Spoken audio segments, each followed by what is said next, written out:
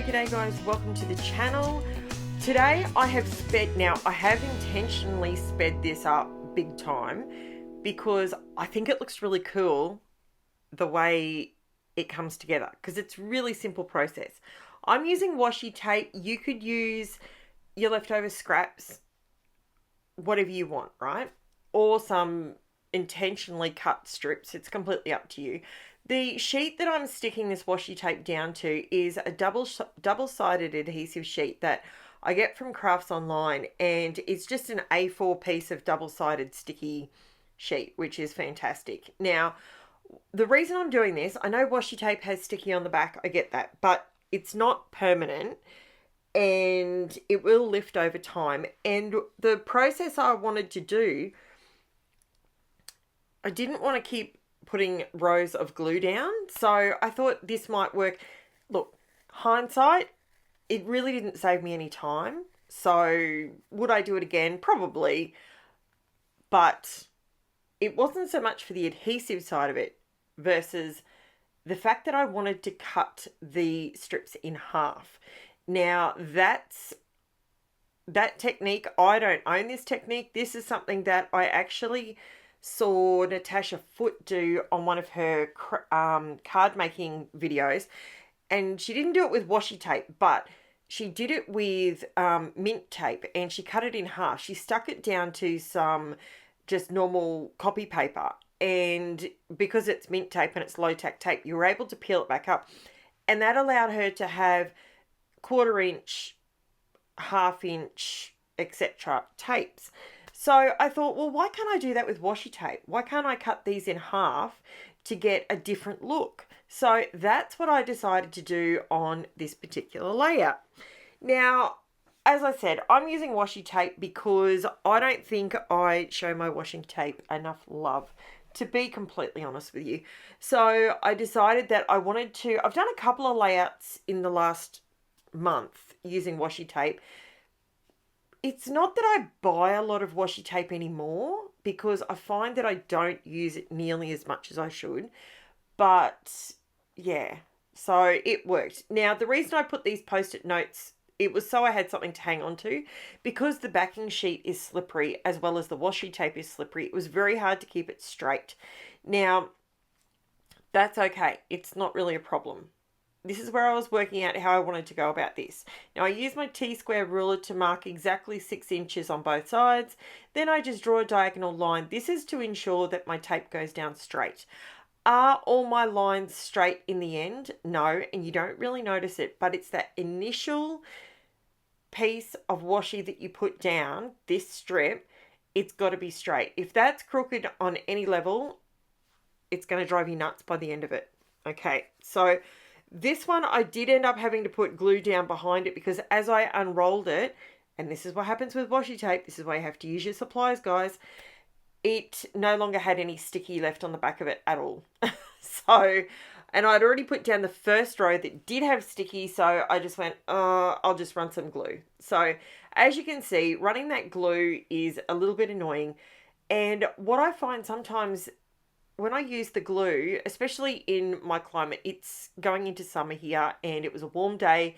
Subsequently, the glue dries really, really fast. I use art glitter glue and it dries uber duper fast.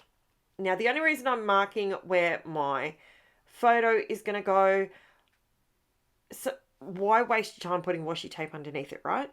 So this is why I've sped it up, because, and I've super sped this up because I think it looks really cool when you watch the whole process, but nobody wants to sit here for 3 hours and watch me play with washi tape, right? So that's why I speed things up.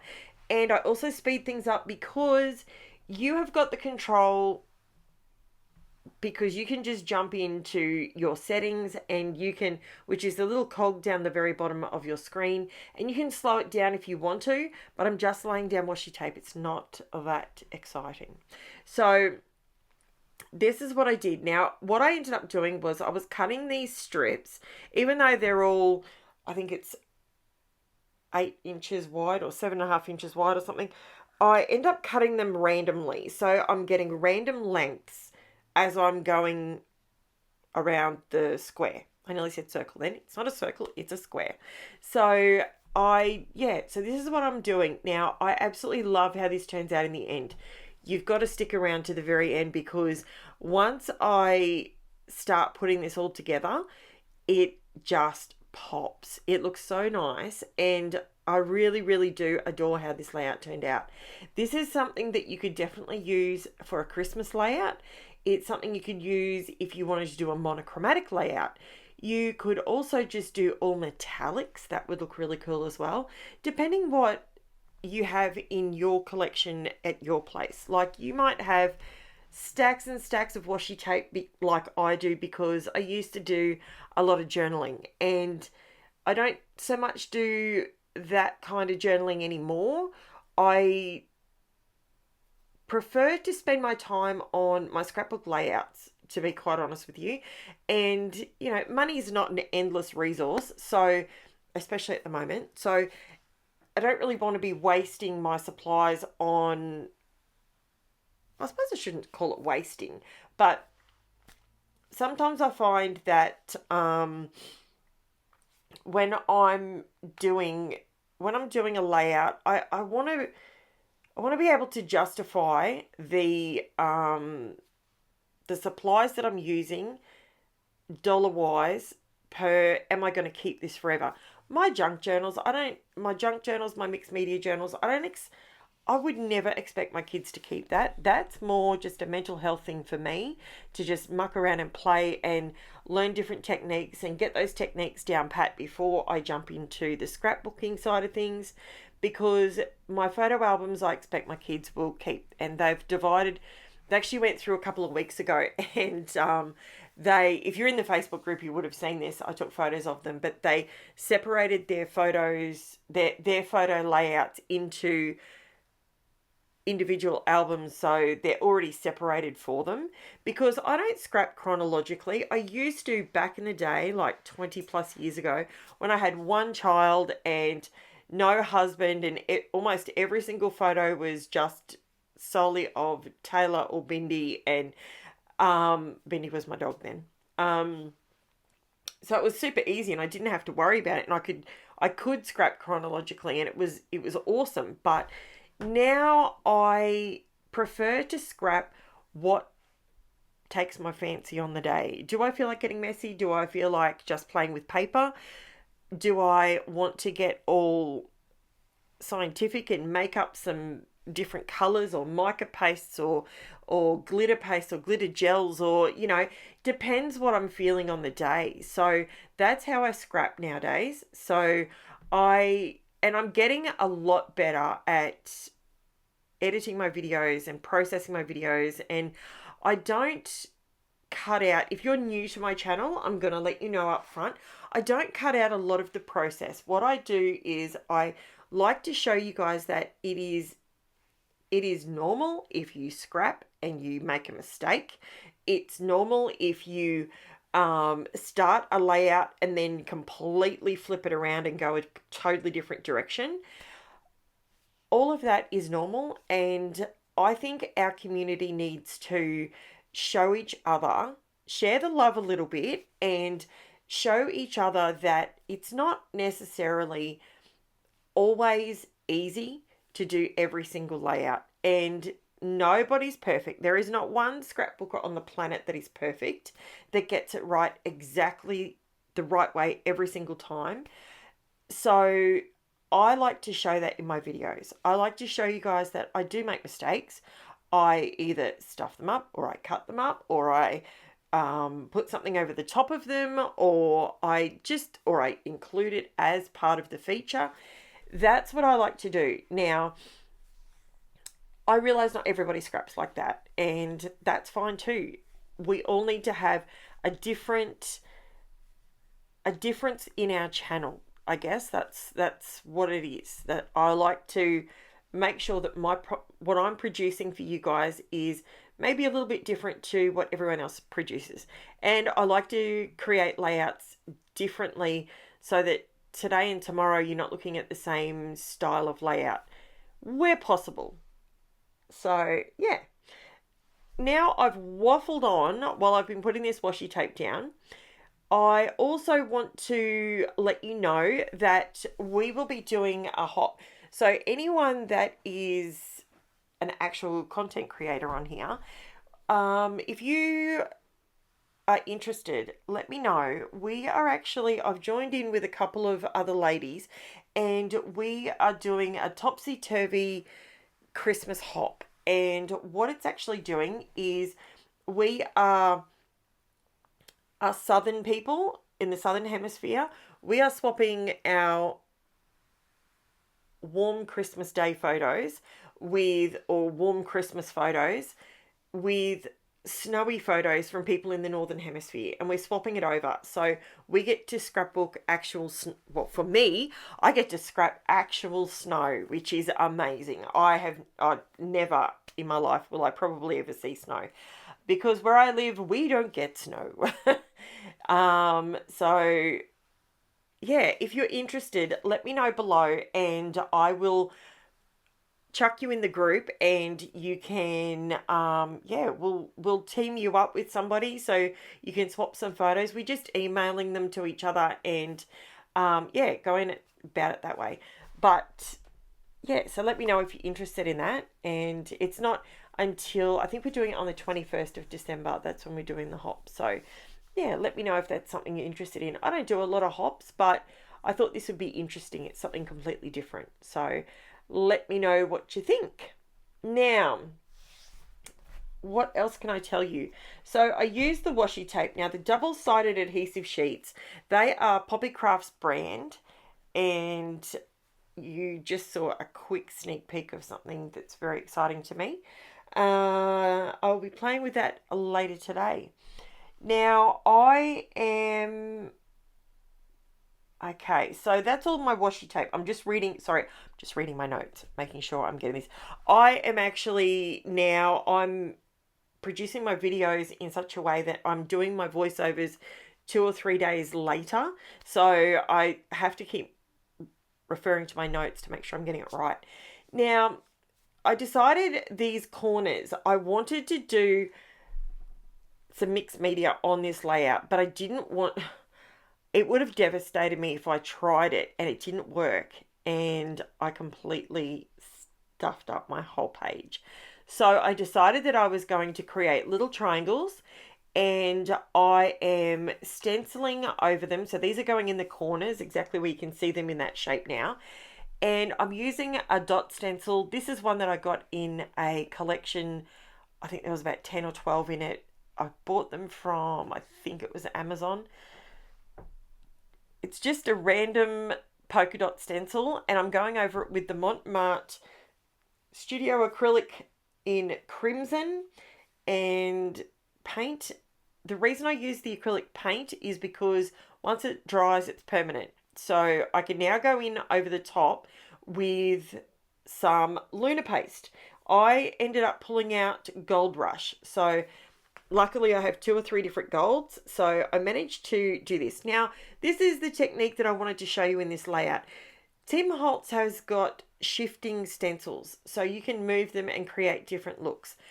I decided to show you how you can do that with a generic print like this, and you can create your own kind of shifting stencil by simply going over the top with some LUNAR paste, and you end up with, can you see there how it looks like the dots are slightly shifted? And that was just with a stencil that I already had in my collection. So there you go. There's something different that you can maybe try over the Christmas break. If you're able to get some scrapbooking in, you might be able to do that. Some people, I know a lot of people are really busy over Christmas and they don't get a chance to scrap. Busy with family and all that sort of fun stuff, which we all are, let's be honest. We all are.